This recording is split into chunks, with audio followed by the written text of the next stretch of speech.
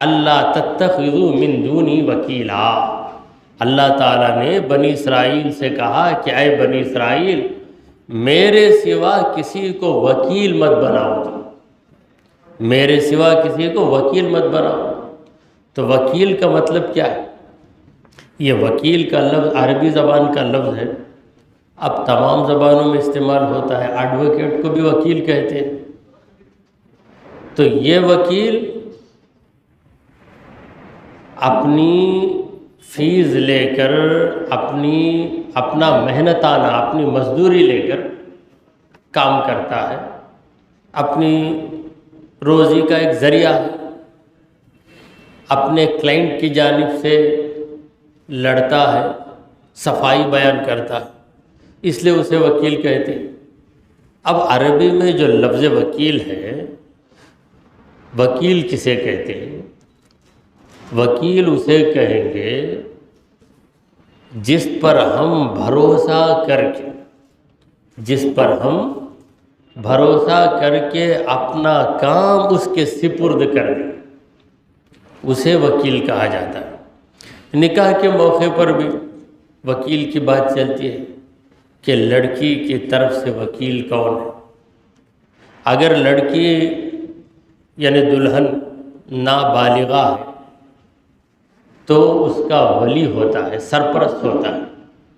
اگر دلہن بالغہ ہے تو اس کا ولی نہیں ہوتا، بلکہ اس کی طرف سے آ کر دولہا کو ایجاب کرنے والا، دولہا کے سامنے نکاح کی گزارش رکھنے والا اس کا وکیل ہوتا ہے، جسے اردو میں نمائندہ کہتے ہیں اور انگریزی میں ریپریزنٹیٹیو کہتے ہیں۔ تو آج تو کسی نابالغہ کا نکاح ہی نہیں ہوتا۔ حد یہ ہے کہ لڑکی بالغ ہو جائے تب بھی اس کا نکاح نہیں، یہاں تک کہ 18 برس کی ہو جائے۔ اگر 18 برس کے پہلے نکاح کر دیا جائے تو بہت بڑا مجرم۔ اگر کوئی عورت 17 سال میں نکاح کر لے جائز طریقے سے تو دنیا کے قانون میں مجرم، مگر وہی لڑکی 16 برس کی عمر میں زنا کر لے تو وہ مجرم نہیں بلکہ نادان، ایسا قانون ہے۔ بہرحال وکیل کا مطلب موقع اور محل کے اعتبار سے بدل جاتا ہے، جیسا موقع ہوگا اس اعتبار سے وکیل کا مطلب ہوگا۔ مگر جب یہ لفظ وکیل اسم من اسماء اللہ تعالی، اللہ کے ناموں میں ایک نام ہے، تو اللہ ہمارا وکیل ہے، اس کا مطلب یہ ہے کہ ہم کچھ کر نہیں سکتے، ہمارا کام اللہ ہی کرے گا۔ تو یہ عقیدہ جس کے اندر آ گیا اور اس عقیدے پر جس کا دل جم گیا، اسے کہیں گے کہ یہ متوکل بندہ۔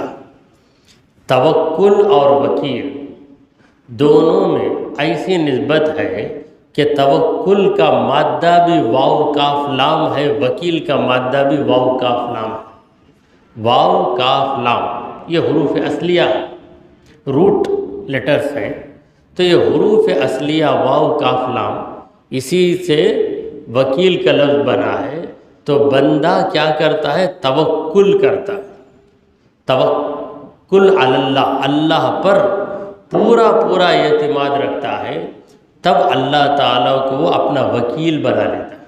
اللہ نے بنی اسرائیل سے کہا کہ اے بنی اسرائیل جب میں ہی تمہارا ہر کام پورا کر سکتا ہوں تو مجھ کو ہی وکیل بناؤ، میرا غیر تمہارا یہ کام بھی نہیں بنا سکتا تو میرے غیر کو وکیل مت بناؤ۔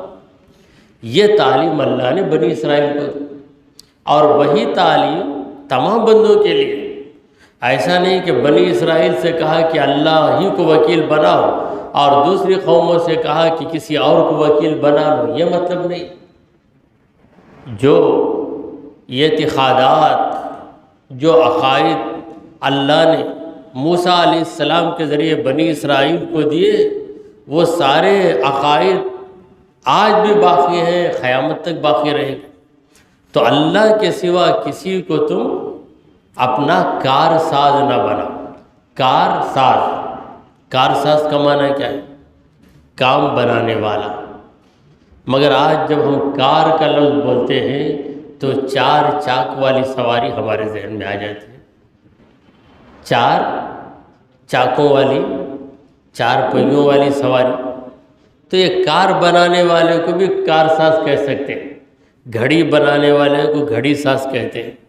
تو کار بنانے والے کو کار ساز کہیں گے. لیکن یہاں جو کار ہے وہ لفظ فارسی کا ہے. فارسی میں کام کو کار کہتے ہیں، کار ساز. اسی لیے جس جگہ کام چلتا ہے اس جگہ کا نام ہے کارخانہ. خانہ کا معنی گھر، کارخانہ. مگر آج کے دور میں جس جگہ ہم کار پارکنگ کرتے ہیں اس جگہ کو کارخانہ کہہ سکتے ہیں.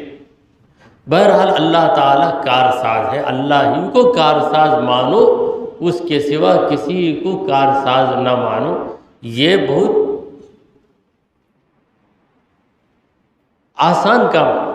اللہ میرا کام بنائے گا، اس پر یقین رکھنا. تو اس سے پہلا فائدہ یہ حاصل ہوگا کہ ہمارے دل کو ہمت حاصل ہو جائے کہ اللہ میرا کام بنائے گا، اللہ میرا کام بنائے گا.